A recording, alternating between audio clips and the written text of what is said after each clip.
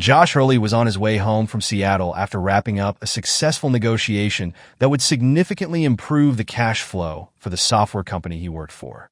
On top of that, he had the opportunity to see his younger sister Lisa, who had come up from Tacoma, where she attended the University of Washington.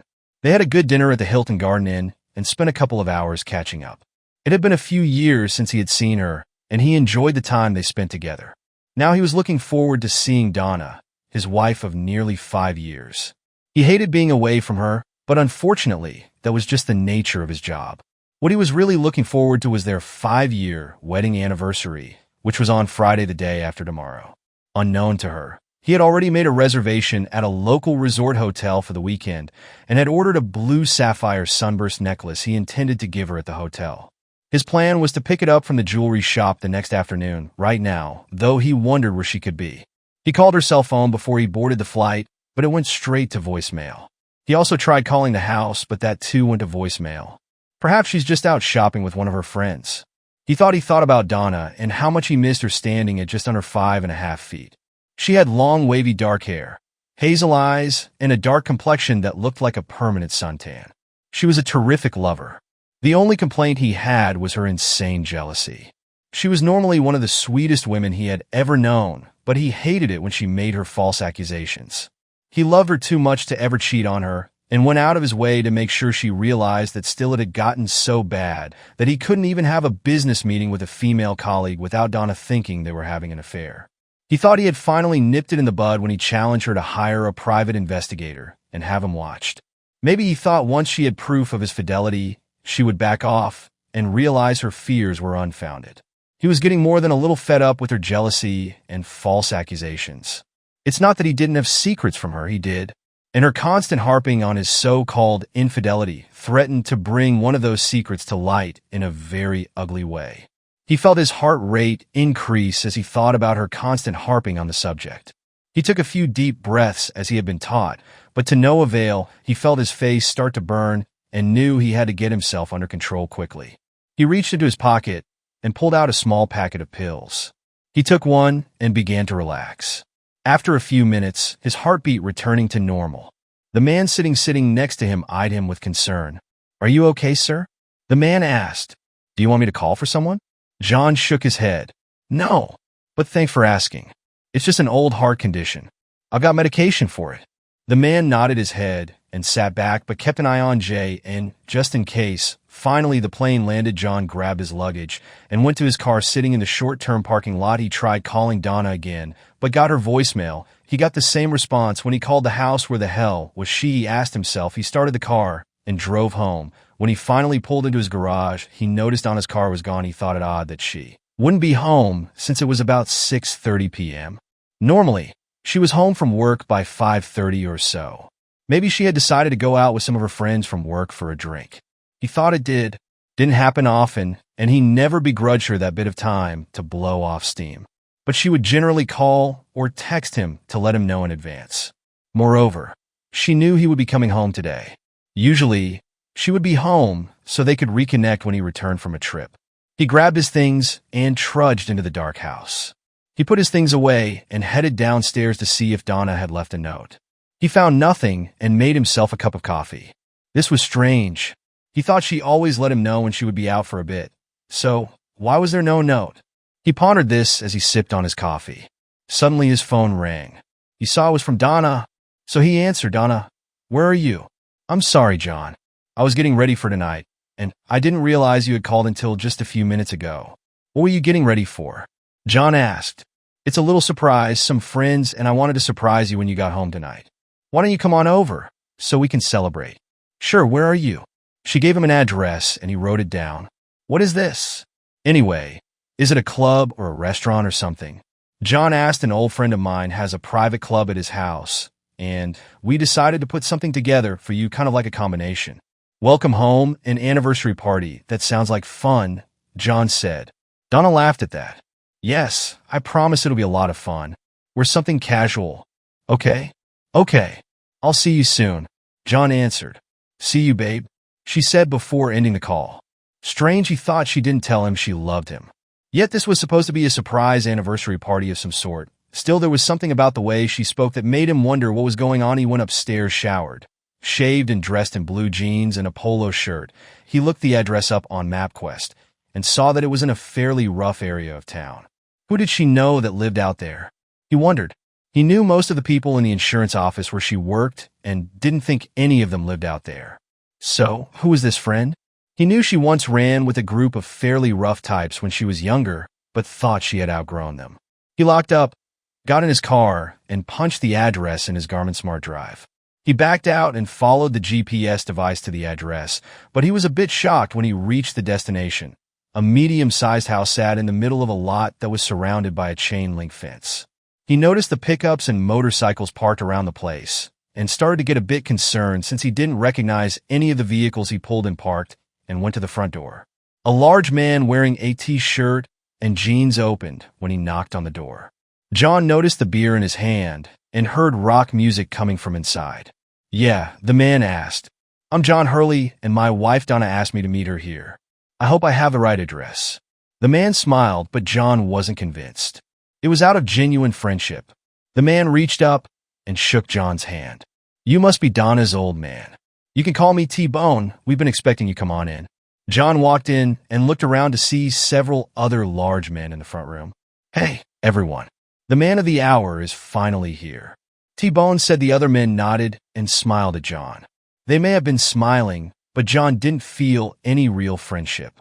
"Here. Where's Donna?" J.N. asked.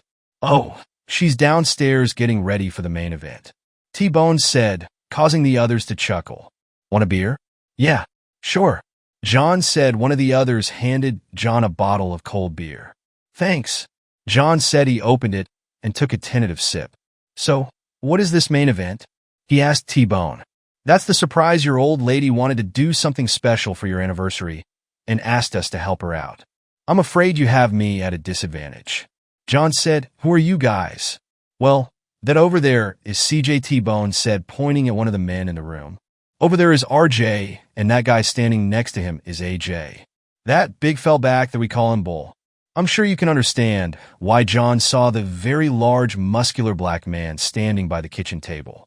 All of them looked to be mean as snakes, and John saw the large knife sheathed in a scabbard on RJ's hip. "Yeah, and you're all Donna's friends?" John asked.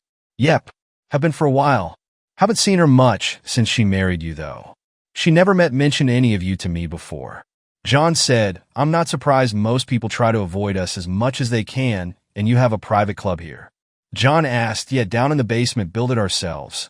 We like to get together from time to time, have a few drinks, bring in some entertainment, you know." The others chuckled at that, but John's hackles were raised. Something bad was about to happen, but he didn't know what John heard footsteps coming up from the basement.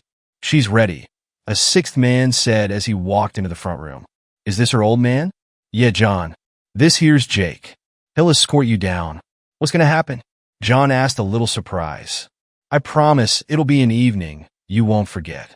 The others chuckled, but John was nervous. "It'll be all right," Jake said. "Come on. Donna's waiting for you." John walked over to Jake, who led him downstairs. "Happy anniversary," T-Bone said as John began his descent.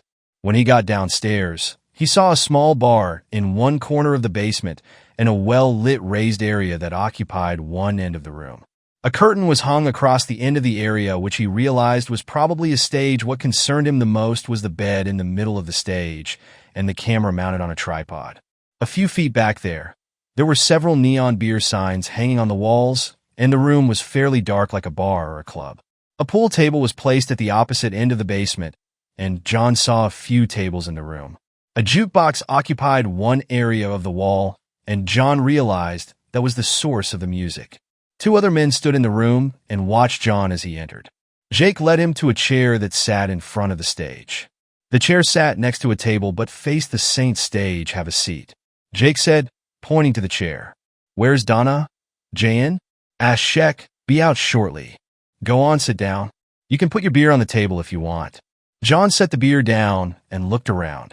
Something inside told Gene he needed to get the hell out of there, but he suspected the 5 men upstairs were not about to let him go. Plus, he was worried about Donna. What would they do to her if he ran out? He took one last sip and placed his bottle on the table the moment he sat in the chair. Jake and the other two men quickly grabbed his arms and zip-tied them to the arms. "What the hell is going on?" Johann asked. Getting angry, the men ignored him and zip-tied his ankles to the legs of the chair. "Get me out of here right now," John demanded. "Shut up, jerk," he heard his wife say. He looked up and saw Don half naked. "What the hell is this? Why are you dressed like that? Who are these guys?" Jay demanded. "This is to celebrate our anniversary. These guys are my friends, and they're going to help me teach you a lesson about cheating." She threw a picture on his lap, and he looked. It was a photo someone had taken of him eating dinner with his sister. "I've never cheated on you. You've got this all wrong," John shouted. "Nonsense," she screamed. Suddenly, John saw stars as one of the men who tied him to the chair hit him in the face. John shook his head and closed his eyes. "Stop it," Donna told the man who backed off. "I'll be the one who teaches him his lesson." She turned back to her husband. "Donna, stop this right now, and we can discuss this." "It's not what it looks like," John answered.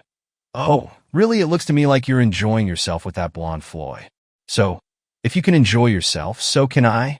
But unlike you, I'm not going to keep it a secret with that." She turned away and stepped on the stage. "Okay, boys, it's showtime."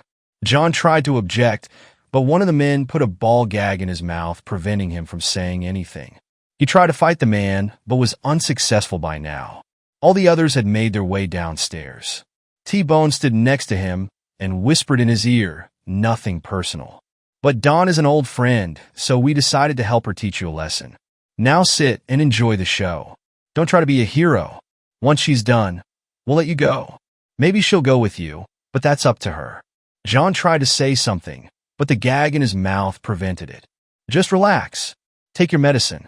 Like a man, he stood back up and nodded at CJ, who stood by the jukebox. CJ pressed a button, and a song began playing as the music began. Donna started dancing and performing for them. "You like this lover boy?" She sneered at John. "Did your little blonde cheating woman do this for you?" She danced a bit more.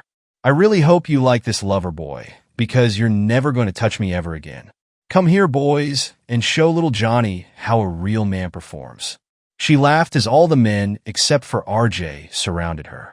Jan shook his head and tried screaming no. Through the gag, he noticed that RJ stood by John's chair, his arms across his chest. He was obviously there to keep John under control. Donna stood up and led the men to the bed on the stage. She sat on the bed and looked at Jan. "This will teach you to cheat on me, you bastard," she growled. She lay down on the bed, and two of the men stood by her head as T-Bone positioned himself for the deed. John, however, wasn't turned on by the action taking place on the stage, just the opposite. He tried to control himself with the breathing exercises he had been taught in his martial arts training, but felt the rage beginning to build up inside him. She was right about one thing. He would never touch her again. He thought the degradation was over when he saw Donna get up on her knees, but he was wrong. She looked at him and laughed. "Don't worry, honey. We're just getting warmed up. Aren't we, boys?" The men laughed at that. Jan looked up at RJ, who was smiling as he watched the show. Jan wondered why he wasn't participating. RJ looked down at him, frowned, and took John's head in his hands. "Watch them, not me," he growled as he forced John to look at the stage. John felt the rage continuing to build inside him. "Just so you know, I'll probably get pregnant tonight," she said with a smirk. "I've been off my pills for the last few weeks. Don't worry. I use a diaphragm whenever you have been with me, so you don't have to worry about it being yours, but you will raise this child as yours." Jan shook his head, his anger blurring his vision. "You're probably wondering why RJ hasn't been with me, aren't you?" she asked. John nodded his head. "You see, RJ is gay. He prefers boys over girls, and after night, you will too." They all laughed as John felt his face get red hot for the second time in his entire life. John snapped the next thing he knew. He was standing in the middle of a pile of bodies on the floor. RJ was screaming in pain, his left hand pinned to the table by a knife buried to the hilt. He felt the pain in his arms and legs and saw blood dripping from where the zip ties had secured him to the chair. Looking up, he saw Donna wide-eyed and trembling. "Please don't hurt me," she begged. "I'm not going to hurt you," John said, shaking his head. Keeping his eye on her, John pulled his phone out of his pants pocket and dialed 911 when he finished. He put his phone away and looked at her. "You stupid cheating woman," he growled. "John, I got you dead to rights. You cheated on me with that blonde cheating woman. I was just getting even with you. So you got a private investigator to follow me in Seattle. Is that right?" He asked. "Yes. And I got that photo. Did you bother to read the report that came with it?" Johann asked. She shook her head. "No. All I did was look at the photo." She replied, "That was my sister." "You ignorant woman. The last time we saw her was at our wedding. She's a senior at the University of Washington. She came up to visit me in Seattle and we had dinner. That's all, just dinner. So you saw the picture and didn't even ask me about it. You just made an assumption like you always do. Well, guess what, you stupid woman, you're right. About one thing, I'm never touching you again. I'll see you in jail and then I'm divorcing you. We're finished." "No, John, please don't do that," she begged, walking toward him. "Stay away from me." John said, "John, please. I made a mistake. That's all." "Yeah, you made a mistake. All right, and you're going to pay for that mistake big time." By then, the police had arrived and several officers came downstairs after breaking the front door down. They each had their guns drawn and looked around at the carnage. They quickly moved through the basement, checking each of the men. One officer pulled the knife out of RJ's hand and watched as he slumped to the floor. A sergeant approached. "John, did you do all this?" he asked, shaking. John nodded his head while the sergeant asked, "Look at the video, and you'll know why," John said. Pointing at the camera, "Check out that video," the sergeant told one of the officers. The officer looked at the video briefly and motioned for the sergeant after quickly scanning the video. The sergeant came back to John. "Okay, it looks like self-defense on your part, but I'll need a full statement, and you need to get checked out." By then, ambulances arrived, and paramedics began taking the men upstairs on gurneys. A plainclothes detective arrived and was looking around the room, talking to the officers after looking through the video. He came over to the sergeant and John. "I'm Detective Jones. You must be Mr. Hurley." The detective said, "Yes, that's me." John said, "I briefly looked at the video. I agree with Sergeant Smith here. It appears you acted out of self-defense. Tell me what happened." John recalled the events of the last few hours. The detective took notes as J.N. spoke. "How did you manage to break out of that chair? And how were you able to take all these men down? They all appear to be much bigger than you." "I have a medical condition. I've had it since I was a kid. There's a name for it, but I can't pronounce it. The bottom line is that under certain conditions, my adrenaline levels go through the roof, and I basically lose it, for lack of a better term. I have a prescription that helps me keep it under control, and my martial arts training also helps me keep my cool. This is only the second time in my life something like this has ever happened. Do you have that medication with you?" Jones asked. John nodded his head. "I keep it with me at all times. I only take it when it's needed, which fortunately isn't very often." Jones asked one of the other officers to bring a bottle of water, which he did. "Maybe you should take one now," Jones said, handing John the water. John pulled the small packet out of his pocket and swallowed a pill with the water Jones had given him a few seconds later. John felt much better. "Are you okay now?" Jones asked. "Yes, thanks," John said. "Do you remember what you did here?" Jones asked. "No, I don't," John said, shaking his head. Jones showed John the video. He was shocked at what he saw. It was like watching a Steven Seagal movie, only this was real life. He saw himself roar, then break out of the chair in the video. He grabbed RJ's knife out of its scabbard and plunged it into the bigger man's left hand, pinning it to the table. The other men came after him as Donna sat scared. In less than a minute, John had taken all of the other men down. "You don't remember doing any of this?" Jones asked. "No, I don't. Honestly, I never thought I even had it in me to do something like this." "What's the last thing you remember?" Jones asked that man, getting ready to stick his in my mouth. John said, "You're saying he was going to force you to perform?" Jones asked. John nodded his head, tears falling down his face. "Yes, he was going to me and my wife was in on it." "I see," Jones said, looking across the room where another officer was taking Donna's statement. By then, the officers had covered her body with a blanket. "I want you to go to the hospital and get checked out, Mr. Hurley. I'll speak with you a bit more after I've had a chance to collect all the evidence. I take it you'll be wanting to press charges." "Absolutely," Jan said. "What about your wife? Do you want to press charges on her as well?" "Especially against her. She's the instigator of all this." John answered. "Very well. Jones said he took John's contact information as a paramedic checked out his wrists and ankles. "I'll be in touch, Mr. Hurley. I'd appreciate it if you didn't leave town." "I'm not going anywhere," John said.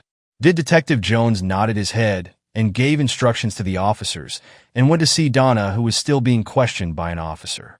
A couple of minutes later, J.N. heard her wail as she was cuffed and led out of the room. "Please, John, don't let them take me away. Please tell them it was all a big misunderstanding." J.N. shook his head and looked the other way after everyone was finished with the questioning. J.N. drove to the hospital to get checked out a few hours later.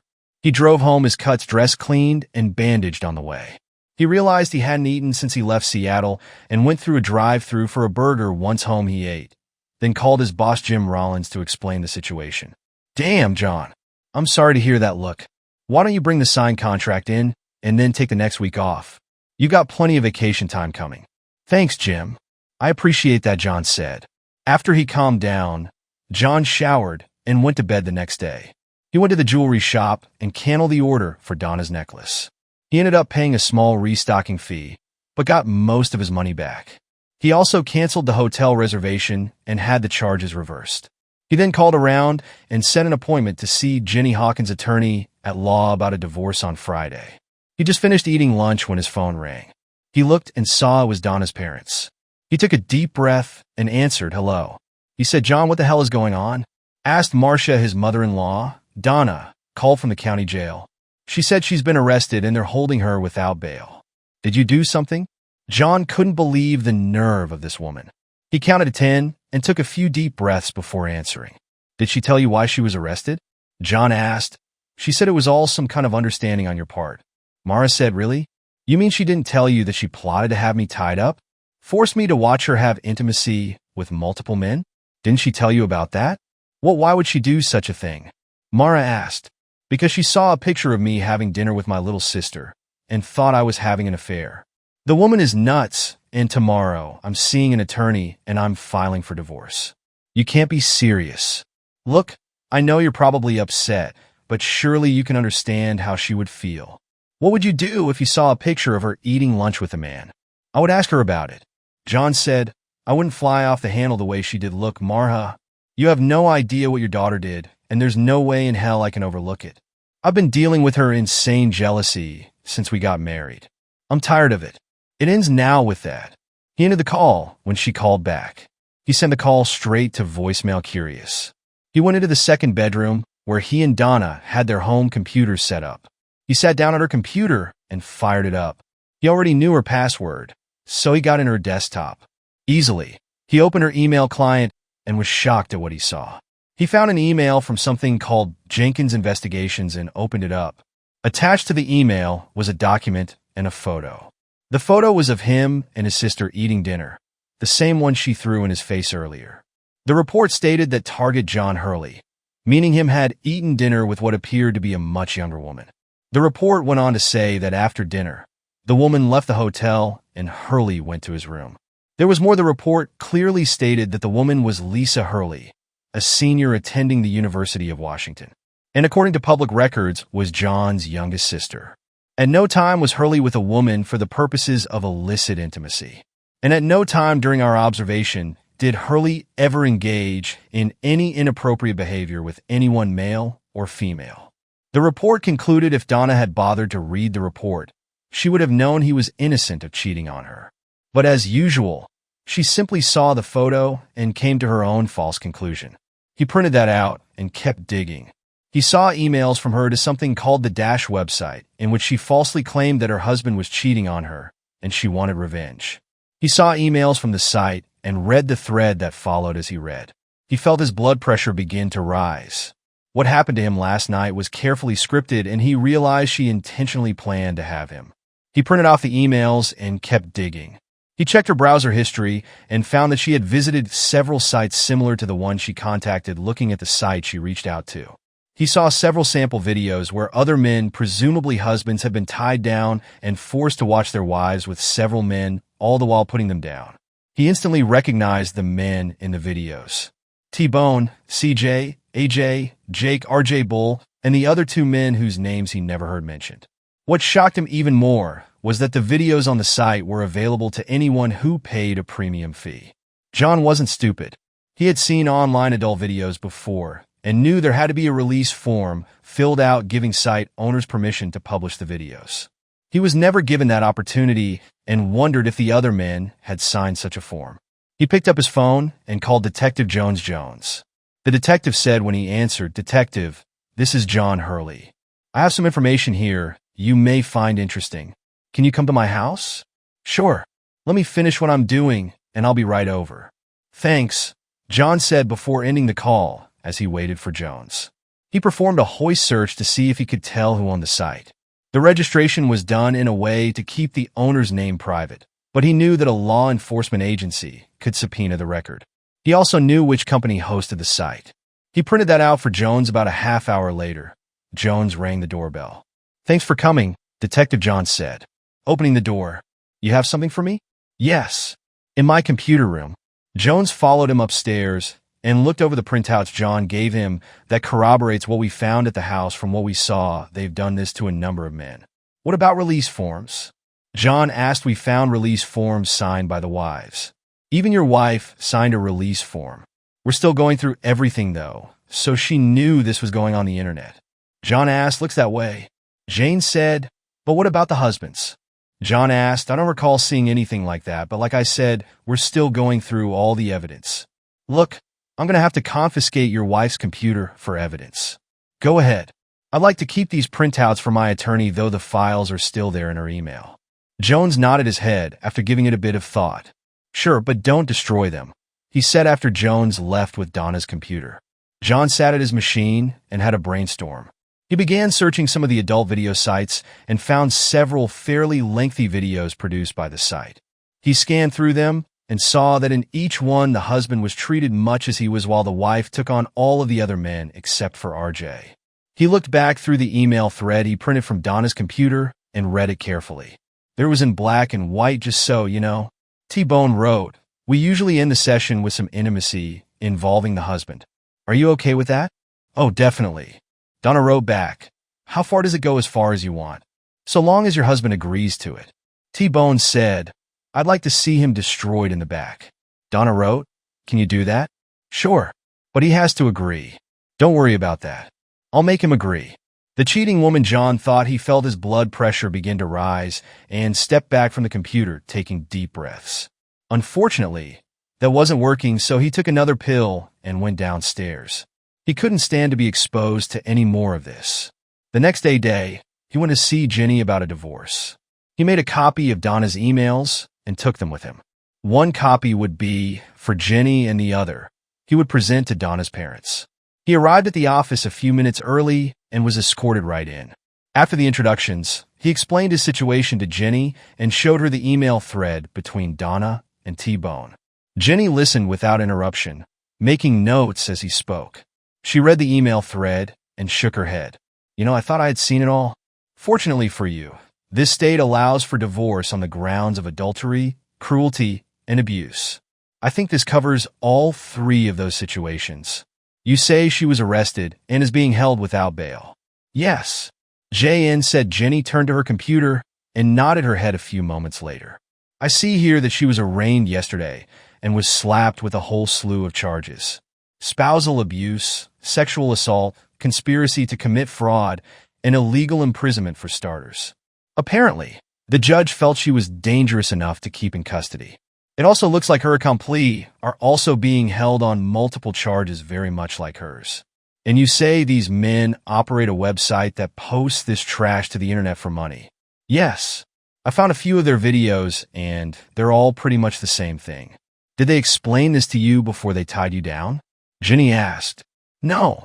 John said. "Did they have you sign a release form?" She asked again. "No. They made it sound like it was some kind of an anniversary party or surprise. They never said anything about the intimacy or selling videos on the internet." "Well, I think we not only have a solid case against your wife, but we have a case against the men who did this to you as well as the hosting provider," she said as John watched. Jenny did a few more things on her computer before saying anything further. "Do you know if they offered your wife any royalties for this video?" she asked. "No, I haven't seen anything like that." John said it looks like that website gets a lot of traffic. I'll bet they make a ton of money off this filth. Okay, here's what I'd like to do. I'll write up the divorce papers asking for 90% of everything on top of that. We'll ask for the house and everything we can get our hands on. The judge may not go along with that, and it's possible we'll have to negotiate our way down. That's just a starting point. We'll use this email thread and the fact that she's being held without bail as leverage if they do release her. I'll get a restraining order against her and her accomplices. But I don't think you have much to worry about there. You say Detective Jones has the video they made as evidence, and it never got to the internet. She asked he has the video. As far as I know, it never got to the internet, but it would have gotten to the web. She said, oh yes, he told her. She nodded her head. Okay, I'll get with him about that video. We'll have her served, and if you want, I'll file a civil claim against the website owners and the hosting provider. Yes, that would be good. Jan said. She looked at him before continuing. Do yourself a favor. Don't visit your wife. Stay as far away from her as possible. Don't even think about what she did. Let me and the authority deal with it.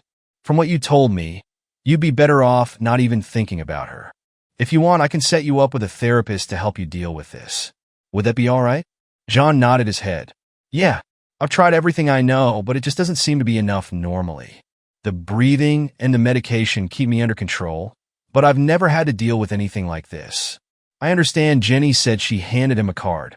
I'll give her a call right now if you want. Please. John said. She picked up her phone, called, and made an appointment for him when she finished. She smiled and looked at John. Dr. Sykes said she can see you this afternoon at 4 p.m. Will that work for you? John looked at his watch, then nodded his head. That'll work. Thanks, John said. Good. Here's some things you need to take care of right away. She had added, handing him a sheet of paper with a list of things he needed to get done. Most of it involved the bank, so he decided to take care of that after his appointment with Jenny. I'll take care of this right away. He said. Terrific. Listen, I know this has been rough on you, so I want you to rest, relax, and let us take care of things you understand I do. He said. Good, don't worry, John, this will all work out, and you can move ahead with your life. He thanked her and left after leaving a healthy retainer. From there, he went to the bank, paid, and closed out their joint credit cards and withdrew everything but 10%. Then opened a new account in his name only and applied for a new credit card. From there, he stopped at Donna's parents' house and explained to them what happened, showing them the email chain between Dawn and T-Bone. They were shocked when he told them what he knew. This is sick. Donna's mother, Marcia, said, I can't believe she'd actually do something like this. Are you sure you didn't cheat on her? Mara? I love Donna with all my heart, and I never even thought about cheating on her. She saw a picture of me having dinner with my baby sister and thought we were having an affair. She didn't even bother to read the report if she had. This probably wouldn't have happened. She shook her head. I don't know what to tell you, John. I'm truly sorry. This happened to you. Me too. John said. Just do me a favor and stay in touch. Okay? She asked. We've always thought of you as the son. We never had. I'll do that. Mara, by the way, her car is still at that guy's place. I'll give you her keys if you want to go pick it up. I'll bring her stuff by later today or this weekend sometime. Okay? Thanks, she said. He handed her the keys and gave her the address. By then he had just enough time to get to his appointment with Dr. Sykes. Dr. Sykes ronded to her friends and patients, listened to John's story, and said nothing until he was finished. I've heard about your condition, but I've never met anyone who was actually diagnosed with it, and you say you've been using martial arts training to help keep it under control. Yes, John said. Breathing exercise is mostly that. Along with medication to help my blood pressure, it usually works pretty quick. And until recently, I've hardly had to use it at all. Are you still taking martial arts training? She asked. Yes. Jan said maybe we should take a look at some exercises and meditation. Would you be open to that? I would. John said. Good. We've got a lot of work to do, John, but I think we can help you through this without any more medication. I would prefer that. John said. He left and went back home where he bagged up Donna's things, including all their wedding photos and her wedding dress. He looked around and boxed up some trinkets she had collected over the years. They meant nothing to him now, and he wanted nothing in the house that would remind him of her. That weekend, he changed the locks on the house, took Donna's things to her parents, and did his usual weekend yard work on Sunday. He found an app that said it would help calm him, so he downloaded it to his phone and listened to the sound of rain as he went through a regimen of breathing exercises. After a half hour of that, he felt like his old self and decided to go to work the next day. Things were quiet for John. Over the next few weeks, he went to work, went home, watched television, relaxed, and went to bed. The place seemed much quieter without Donna, and he enjoyed being able to do what he wanted without her constant accusations. The therapy sessions with Rhonda helped quite a bit, and he found the relaxation techniques she suggested helped a lot. He stayed in touch with Jenny, who said she was going to wait until after Donna's trial to have her served. Her thinking was that the divorce would go smoother if she was a convicted felon. The day of Donna's trial came around, and he was asked to testify, which he was more than happy to do. The jury was shocked when the DA presented his evidence, which included John's testimony. They were so shocked that they came back with guilty verdicts on all charges. In just a couple of hours, the judge had no sympathy for her, either sentencing her to the maximum possible under state law 20 years. She would be eligible for parole in 15 years, the judge said as she was being let out. A process server stepped forward. He verified her identity and handed her a manila envelope. "You've been served," he said. Defeated, Donna signed the papers and handed them back. "Have a good day," the server said as he accepted them. She looked at John with tears in her eyes, but he simply looked away. The deputies escorted her out and took her to the van that would transport her to the state women's prison. A couple months later, Johan learned from Jenny that Donna had gotten pregnant but had suffered a miscarriage. Too bad. Jay, and thought to himself the trials against T-Bone and his crew took quite a bit longer. Detective Jones found a treasure trove of evidence that suggested they had victimized up to 15 men over the last 13 months. They found what appeared to be releases signed by the husbands they had targeted, but the men they had tracked down said the releases were signed after the fact and under duress, making matters worse. The site owners had also posted personal information about the men they targeted. At least 3 of the victims had committed suicide as a result of what was done to them by the time it was all said and done. All of the men involved were sentenced to 25 years hard labor. The site was torn down, and all of the victims, or at least all of the men Jenny's team of attorneys could locate, received a huge sum of money, which bankrupted T-Bone and his associates. The hosting provider settled with the men, which added to the pot. John nearly broke down crying when Jenny presented him with a $2 million check while he appreciated the restitution. The money did very little to soothe his broken heart. "You're a good man, John Hurley. There are lots of good women out there who would love to be with you. You'll find her. Thanks, Jenny. Maybe one day," he replied. J.N. continued seeing his therapist, who helped him deal with his issues over the next 2 years. He buried himself in his work and dated periodically, but it was only been in the last couple of months that he dated the same woman more than once. "He's got a lot of issues to deal with," his therapist wrote Rod as she transcribed her notes, "but on the upside, he hasn't had any more episodes and seems to be moving forward. I think he'll do just fine in the long run, at least." "I hope so," Rhonda thought. And so we've reached the end of today's story. Was it what you expected, or did it take a twist you didn't see coming? I'm curious to hear your thoughts. Share them in the comments below, and let's get a conversation going. If this story kept you hooked, make sure to hit that like button. And if you're new here or just haven't subscribed yet, now's the perfect time to join our community. I bring you fresh, captivating stories every day, so click that subscribe button and turn on notifications so you never miss out. Thanks for watching, and I'll see you in the next one.